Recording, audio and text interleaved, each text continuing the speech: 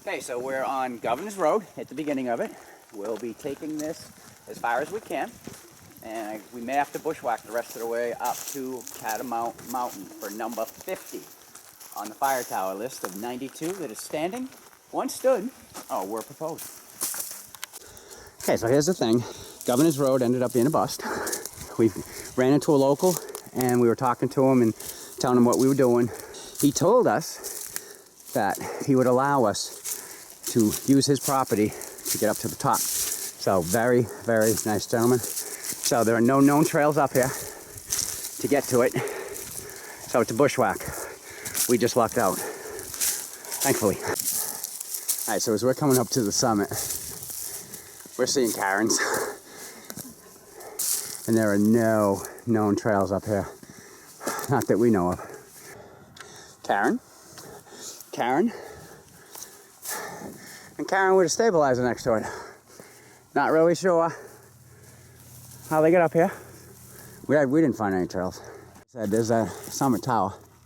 So let's look around and see if there's a way to actually get up here.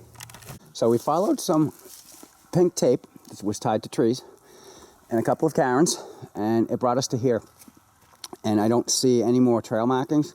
I mean, it's wide open in there. I'm sure you could find a way back down, but anyone knows of a trail, comment below.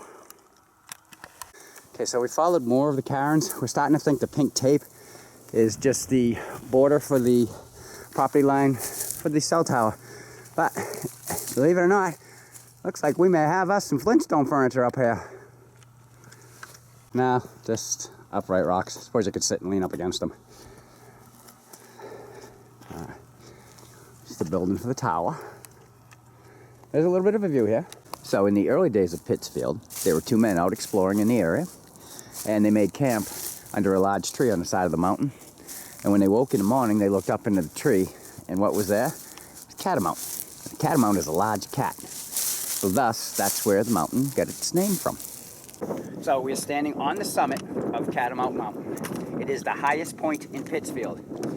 There used to be a ski area up there. According to 1938 and 1939, the New Hampshire Winter Sports Map, there was an 11-foot toe serving 4 acres.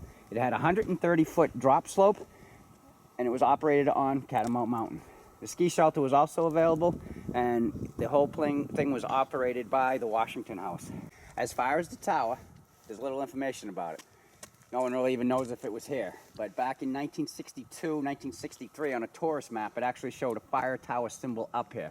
So, on the list of the 92 towers that are standing, once stood, or were proposed, this is number 50 for us. Guess they should have kept the fire tower. Looks like there could be a fire over there. Oops. Okay, so we just want to give a special shout out to the landowner for allowing us to come up on his land to the summit. We really, really appreciate it. He did tell us he didn't know anything about a fire tower up here, but there was a two-way communications tower up here with a blinking light. Well, what had happened was the light went out and no one bothered to come up and fix it. So, sure as anything, it got clipped by a plane. But the plane still was able to make it to Manchester. That's all he knows it was up here besides the big antenna tree over there. So, in any event, it's number 50. It counts for us. This was a great day. Again, thanks to the landowner. Till our next adventure, the end.